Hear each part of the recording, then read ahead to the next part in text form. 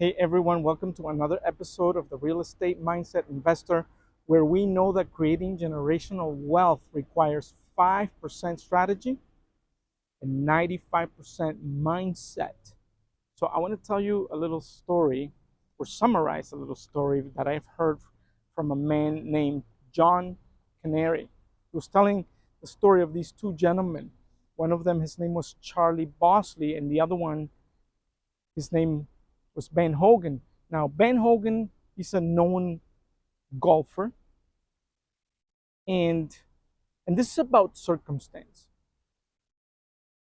So, Charlie Bosley was inspired by Ben Hogan. Charlie Bosley was a gentleman who was living in pity because of something that had happened to him in Vietnam. I believe it was sometime during the Vietnam War, and he was living in pity. But Ben Hogan inspired him because he heard Ben Hogan's story.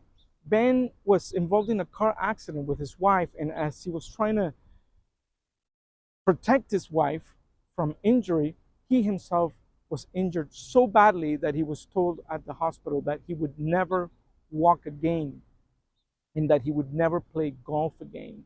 Now, his wife seemed to have known him pretty well and told the doctor, "You obviously don't know my husband." Ben Hogan had an amazing mindset. He actually had asked for his golf clubs to be hung above him on the ceiling so that he could look at them every day.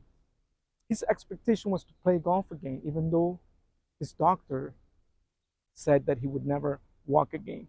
Eventually, he went on and not only played golf again, but won championships all over again. Now that's an inspiring story, but it's also the point that I'm trying to make is circumstance.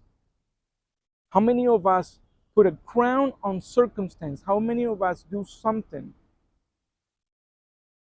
or do not do something, do not achieve what we want, or do not become who we want to become because of circumstance, because of what's happening around us at that time? Maybe it's the economy, maybe it's something that's happening going on with our family. Uh, oh, I'm not going to do this now because of this, or I'm not going to do this now because of that, or I can't become who I want to become because of this or because of that. Now, Charles Bosley, he was blind, and interestingly enough, after he got inspired, not only was he able to become a top salesman in his industry, but he was also able to play golf blind. Not only play golf blind, but he could actually win games at playing golf blind, which brings up an interesting point, is that we can see with our eyes, but we can also see with our minds. John Canary was telling the story of a couple of gentlemen who went up on stage, and I believe they were blind, and they started off, or one of them started off by saying, "If only you people could see what we could hear." That was very interesting to me to listen, and I wanted to share that with you. So, Charlie Bosley also did not put a crown on circumstance. Ben Hogan did not do it. Charlie Bosley did not do it.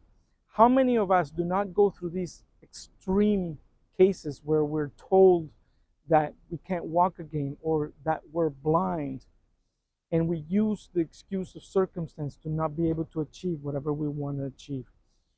And how many of us do not achieve what we want to achieve or become who we want to become because of what if scenarios? So remove the circumstance and do not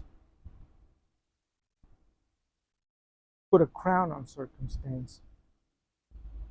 So I'm going to quote for you a gentleman that his name is Raymond,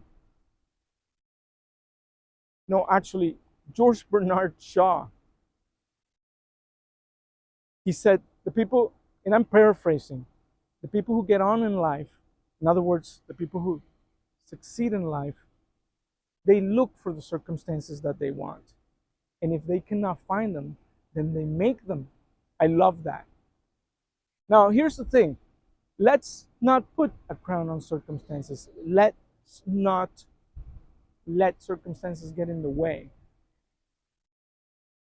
We all have a desire. We all know that we want something in life. We all know that we want to become something in life. That's a desire. The desire is not enough. Expectation is what's required. We need to have the desire, but we also need to expect that we're going to achieve what we want in life. We got to expect that we're going to become who we're going to become. I'm going to end this by quoting a gentleman named Raymond Hollowell.